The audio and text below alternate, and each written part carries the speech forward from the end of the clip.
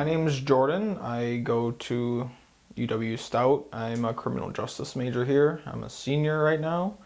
I'm from Loyal, Wisconsin, which is in Clark County. My senior year of high school, I realized that I couldn't pay for college, and so the Army National Guard recruiter came to my school, and I started talking to him and explained the benefits of the National Guard.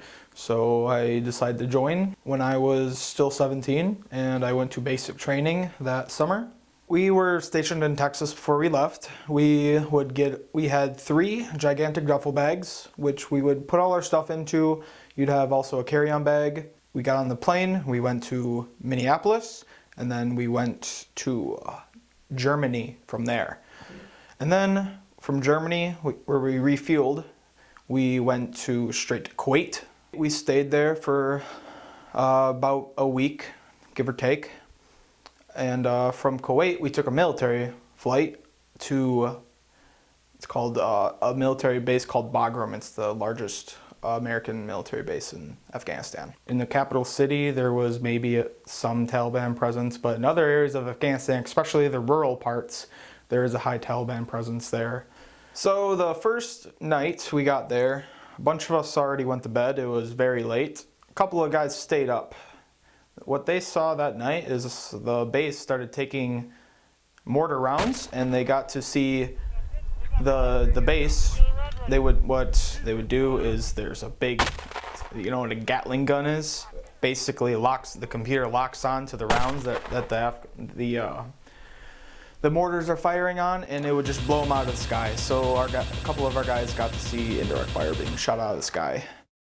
So our standard gear when we would go out on mission, you would have a plate carrier, which is just body armor that you insert plates into. The base body armor has Kevlar in it, and then also you put plates on the back, on your back, your front, and then 2 side plates. You'd also have a helmet, and you would carry your rifle. We also had machine guns that we would use, a drone buster for drones. We'd have grenade launchers to use just in case. We would also, on mission, we'd have about 9 mags of ammunition. Each mag carries about 30 rounds of ammo, and then also, yeah, so we went out pretty heavily armored. Do I regret joining the Army? I wouldn't say that. It gave me a lot of experience, grew up a lot, but it's not exactly something I would tell my kids to get into. Bunch of cons, obviously, the uniform. Obviously, you have to wear the uniform all the time, work out every single day.